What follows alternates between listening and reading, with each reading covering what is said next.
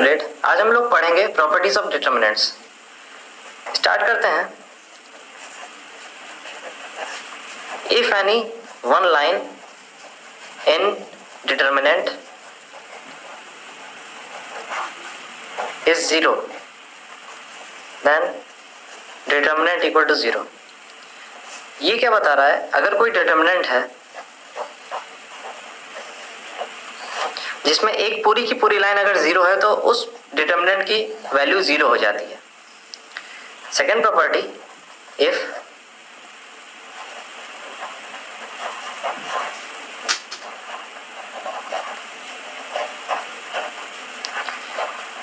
Parallel lines are identical.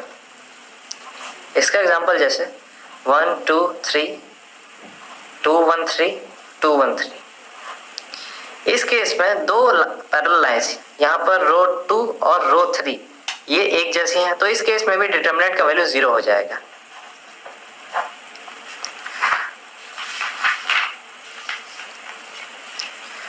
तीसरी property देखते हैं, if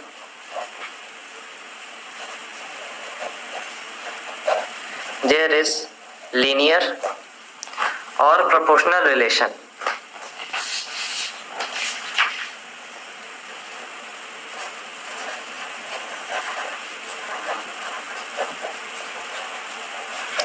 if there is linear or proportional relationship, तो इस केस में भी डिटर्मिनेंट का वैल्यू जीरो हो जाता है।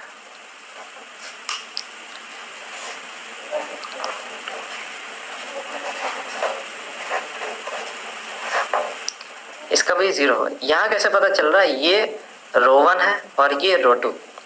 तो देखने से पता चल रहा है कि जो रो 2 है, सेकेंड रो, वो रो 1 का ट्वाइस है। 1 का 2, 2 का 4, 3 का 6, मतलब एक लीनियर रिलेशनशिप है यहाँ पर। तो इस केस में भी डिटर्मिनेंट का वैल्यू जीरो हो जाएगा।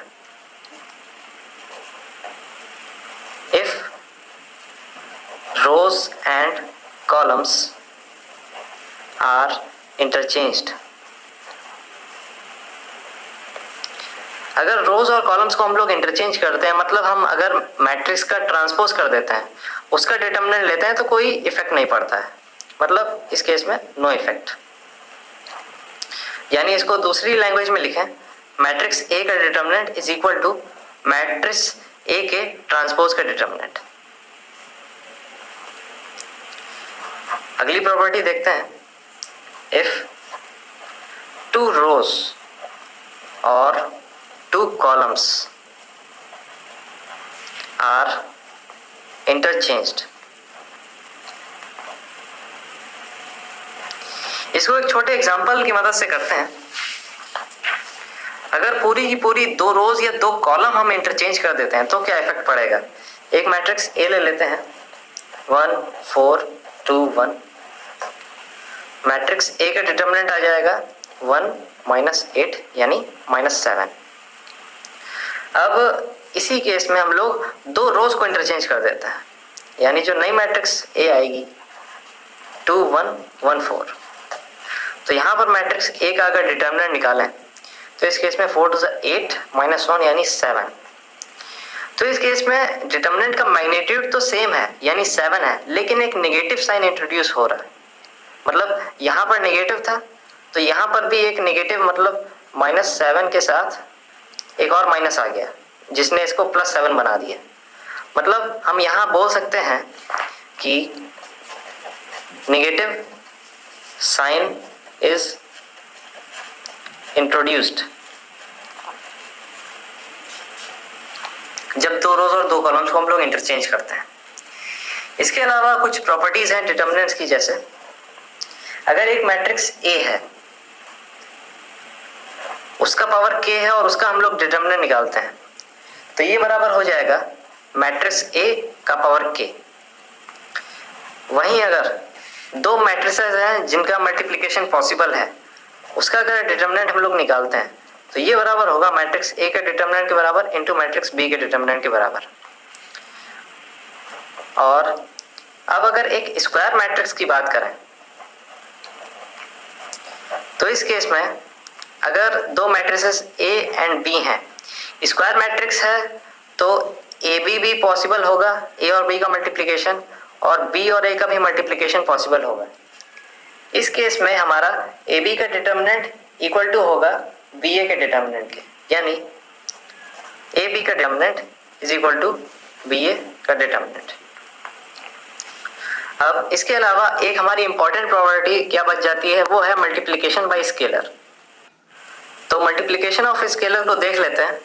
इसके पहले एक चीज और देख लेते हैं। अगर एक मैट्रिक्स ए है जिसका डिटर्मिनेंट 0 है तो ऐसी मैट्रिक्स को हम लोग सिंगुलर मैट्रिक्स बोलते हैं। वहीं अगर एक मैट्रिक्स ए है जिसका डिटर्मिनेंट 0 नहीं है तो इसको हम लोग नॉन सिंगुलर मैट्रिक्स बोलते हैं। अब लास्ट प्रॉपर्टी देख लेते हैं, मल्टीप्लिकेशन बाय स्केलर।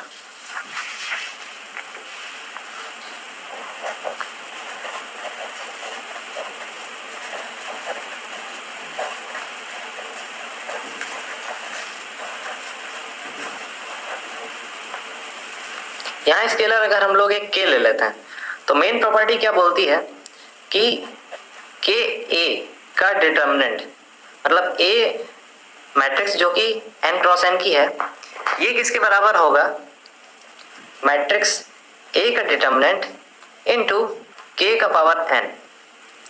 ये प्रॉपर्टी बोलती है। तो एक एग्जांपल से इसका हेल्प लेते हैं। एग्जांपल ले लेते हैं एक ऐसे ही मैट्रिक्स, ऐसे ही ओरिजिन कुछ नंबर ले लेते हैं 1 2 3 1। इस मैट्रिक्स ए का डिटर्मिनेंट निकालते हैं तो क्या वैल्यू आएगा 1 -6 यानी -5। और एक स्केलर के ले लेते हैं, यहाँ के इक्वल टू 2 ले लेते हैं। तो मैट्रिक्स ए है ये, तो मैट्रिक्स 2a क्या हो जाएगा, सारे एलिमेंट्स में 2 का मल्टीप्लिकेशन हो जाएगा, यानी 2 4 6 2। तो यहाँ 2a का क्या डिटर्मिनेंट निकलेगा, 2a मैट्रिक्स का डिटर्मिनेंट ये आएगा 2 4 6 2, यानी 2 2 4 -24, ये आ गया -20। अब देखते हैं क्या ये सेटिस्फाई हो रही है प्रॉपर्टी की नहीं, यानी के ए का डिटर्मिनेंट यानी 2a का डिटर्मिनेंट जो कि 2 क्रॉस 2 है इक्वल टू होना चाहिए k का पावर 2 इंटू ए का डिटर्मिनेंट। तो 2a का डिटर्मिनेंट है -20, k है 2 का स्क्वायर, a का डिटर्मिनेंट -5। तो -20 इज इक्वल टू 4 इंटू -5, ये भी -20 आ रहा है। तो ये प्रॉपर्टी सेटिस्फाई हो रही है। ये प्रॉपर्टी सिर्फ और सिर्फ डिटर्मिनेंट के लिए है।